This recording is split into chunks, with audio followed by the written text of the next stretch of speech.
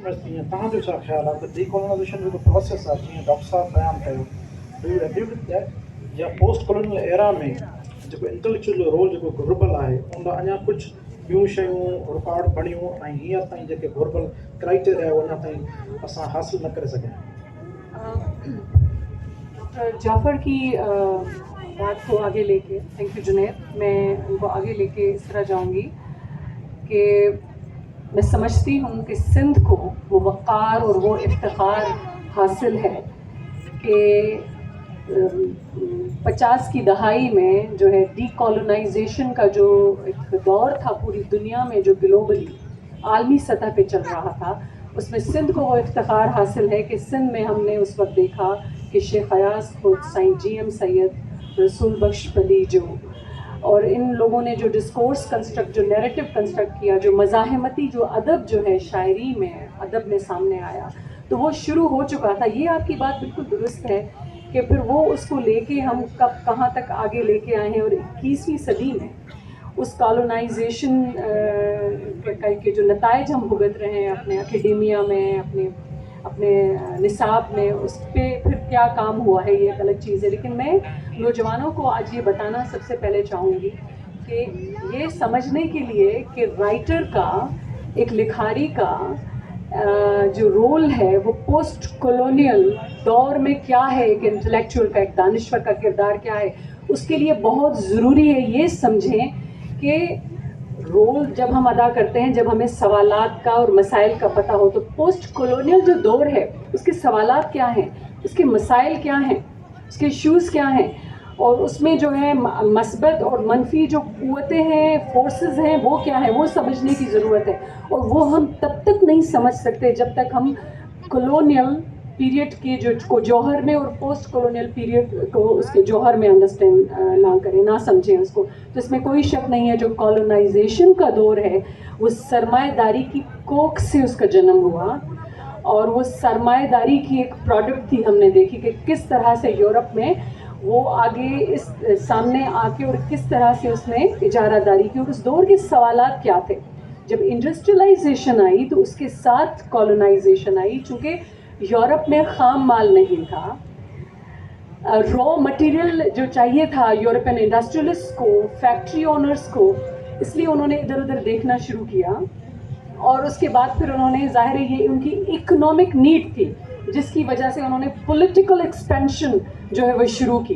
और फिर हमें पता चला कि वो कहाँ कहाँ हम तक भी पहुँचे, ईस्ट इंडिया कंपनी है, अफ्रीका तक है, पूरी दुनिया को कहाँ कहाँ उन्होंने कॉलोनाइज नहीं किया।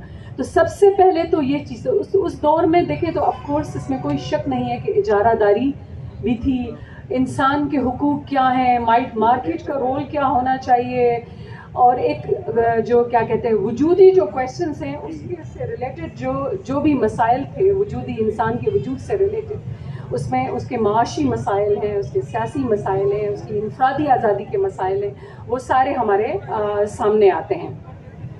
तो मैं देखती हूँ कि जो डीकोलोनाइजेशन का जो कॉलोनियल पीरियड के बाद हम देखते हैं कि 19वीं सदी में 1848 में जब कार्ल मार्क्स और एंगल्स ने ब्रसल्स में कम्युनिस्ट मैनिफेस्टो लिखा, तो उसने कॉलोनाइजेशन का जो एग्जैक्ट थॉट था, जो कॉलोनाइजेशन का नैरेटिव था, उसमें दरारें डाली, उसमें उसको क्रैक किया उसने, वो जो कम्युनिस्ट मैनिफेस्टो था। तो वहाँ से वो चीज़ हम देखते हैं कि किस तरह से वो शुरू हुई है। उसके बाद देखें कि कितना घिनौना पीरियड था, कितना घिनौना दौर था जो कॉलोनाइजेशन और इंडस्ट्रियलाइजेशन की बाहमियत से हमारे सामने आया। उसमें हमने दो आलमी जो जंगें हैं, वो जो तज़ाद था जो अक़वाम के बीच में, वो भी इन दो जो है मुहर्रिकात उसके पीछे थे।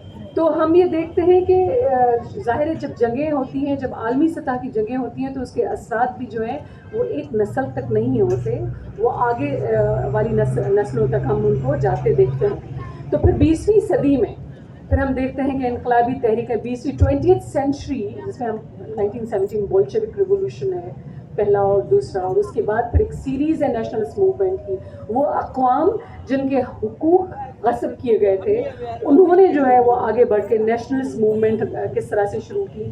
ہم دیکھتے ہیں کہ پھر وہ فیمنسٹ ریز تو ظاہر فیمنزم از اولڈ اینشنٹ، اس سے پہلے 17ویں 18ویں صدی میں ہمیں اس کے جو ہے ملتے ہیں آثار.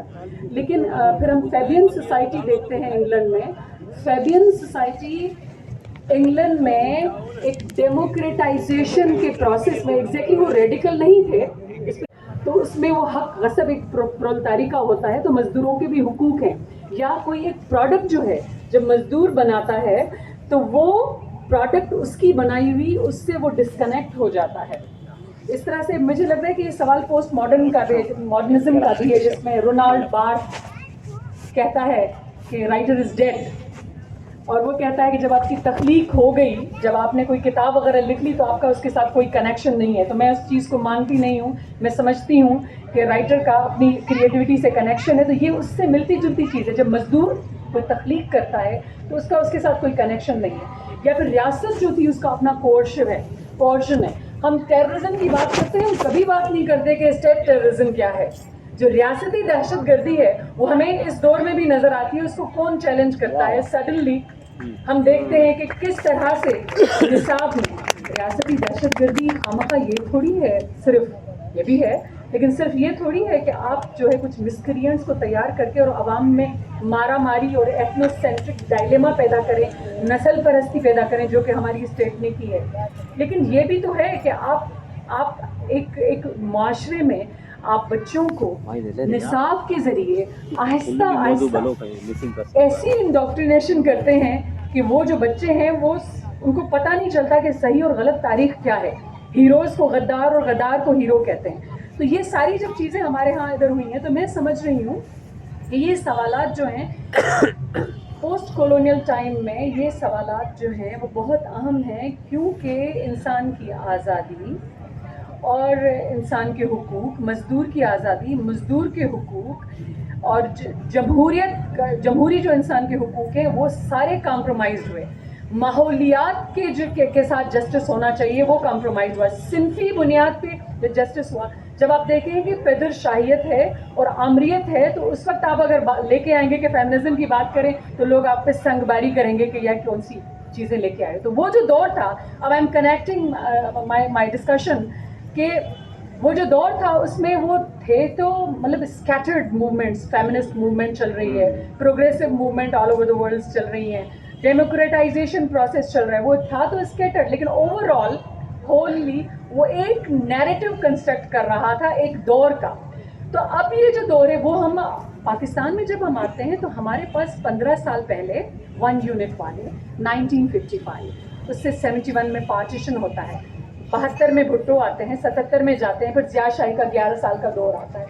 اس میں جو ہمارے انٹلیکچوئلس نے جو ڈسکورس کنسٹرکٹ کیا، جو اپنا رول پلے کیا، اسی کا ہی ہم نے بویا آج ہم کھا رہے ہیں. کیونکہ دیٹ واز امیزنگ. یوں ایک شعر لکھا جاتا تھا، وہ عوام تک پہنچتا تھا، وہ میوزک کا فارم لے لیتا تھا. تو جتنا جھومتا جو تھا یا ریزسٹنس میں جتنا ایجیٹیٹڈ ایک رائٹر کا، ایک دانشور کا دل اور روح ہوتا تھا، اس طرح عوام اس کے ساتھ ساتھ چلتی تھی.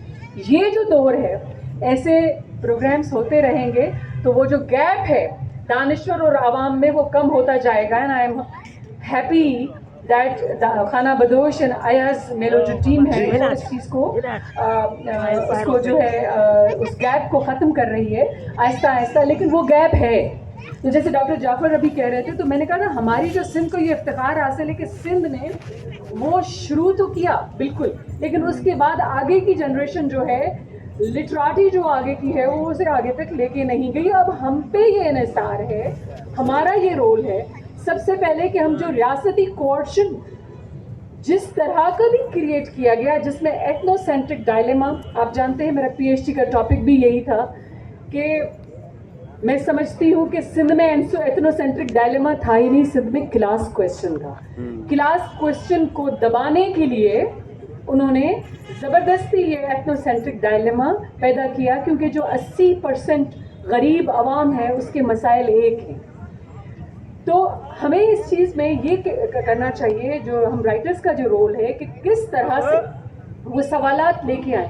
اب آج کے دور میں جو ہمارے پاس سوال ہیں وہ ہے ریاست کوارسو ہے، ریاستی کوارشن ہے، اور اس کے بعد ایکسٹریمزم ہے، مذہب کی بنیاد پہ تفریق ہے، اور لسانی بنیادوں پہ بھی کسی حد تک اب ختم ہو گیا، وہ ہونا نہیں چاہیے. ہم تو یہ سمجھتے ہیں کہ اردو، پنجابی اور دوسری زبانوں کے بغیر ہمارا سندھ کا تو گزارا ہی نہیں ہے، لیکن یہ آل اوور دا کنٹری یہ ایک ایسا نیریٹو کنسٹرکٹ کرنا چاہیے کہ جو بھی تقسیم کرتا ہے وہ ہمارا دشمن ہے. تو رائٹر کا جو دانشور کا جو کردار ہے وہ یہ ہے کہ وہ اس تقسیم کو ختم کرے. Okay madam.